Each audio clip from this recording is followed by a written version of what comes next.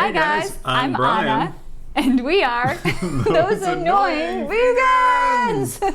What an annoying intro for an annoying couple. We're changing it up with the intro lately. Just having fun with it. Doing this intro for 3 years.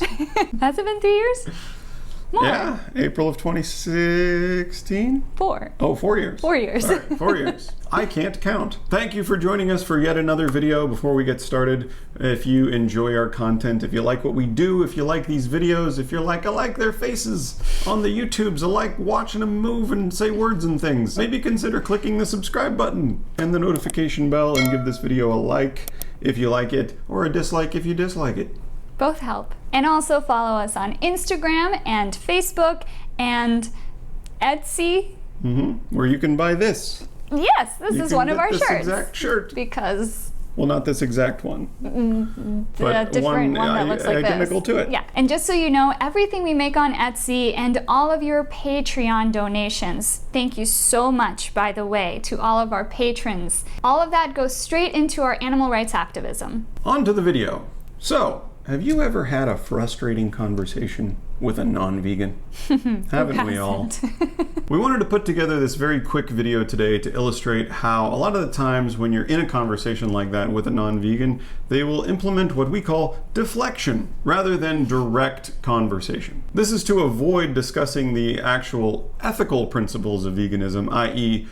Just veganism, because veganism is an ethical principle. It's an ethical lifestyle, it's not a diet. So when you're discussing veganism, you're always discussing ethics. And in doing so, you're talking about the needless suffering, death, torture, mutilation of animals for food, for clothing, for entertainment, and for any other purpose. We've had countless discussions with non-vegans doing street activism, debates, at animal vigils, with friends and family, and online, of course. So we wanted to reenact what one of these conversations might sound like. Let us know if this sounds familiar. You can't compare eating animals to harming human beings. Well, why not? I mean, why is it wrong to needlessly kill a human but not a pig? Look, I'm all for animal welfare, and I am against factory farming, and I think all animals should be killed humanely. And how do you humanely kill someone who does not want to die? My uncle owns a farm, and he really cares about his animals. He does not abuse them. I don't deny that, but isn't the act of needless killing in and of itself abuse? I understand what you're saying. I just don't think that everyone can be healthy on a fully plant-based diet. Well, what nutrients are in animals that can't be found in a non-animal source? I just think that everyone is different, and being vegan should be a personal choice. Do you think it's really a personal choice if there's a victim involved?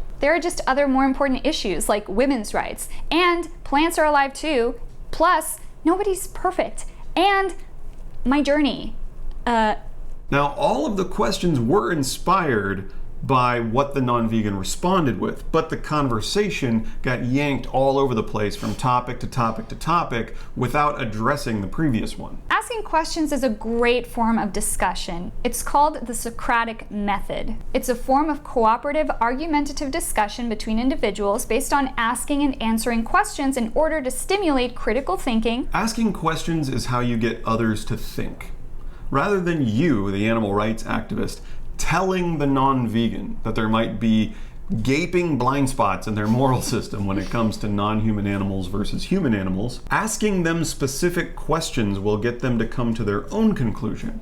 And human beings tend to listen to themselves more than any other human being.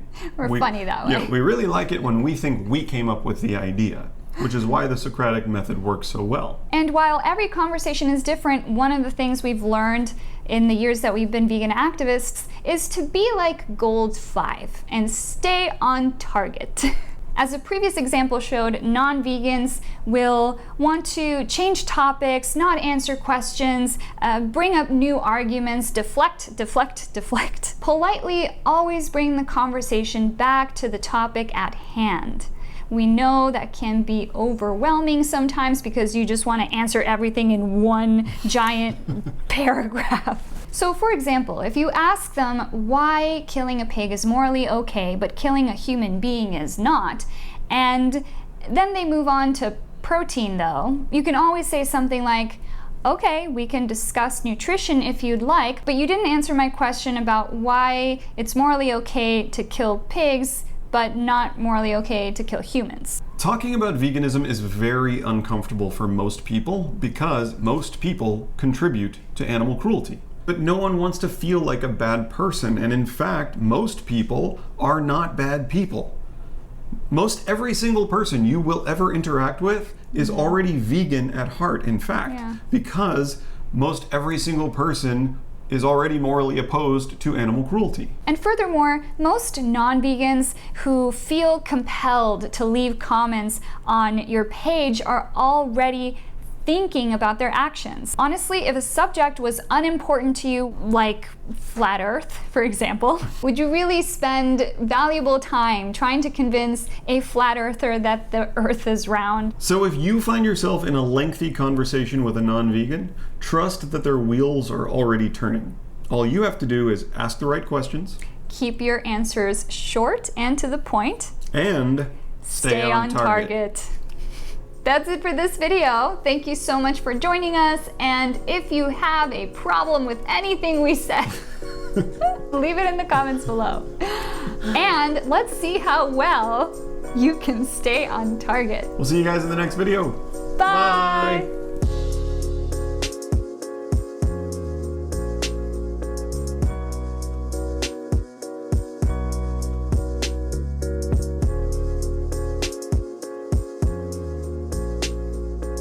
Oh my gosh, you guys, I can't tell you how many times we answer questions and then it's like you're in a different dimension. You're like, wait, hold on.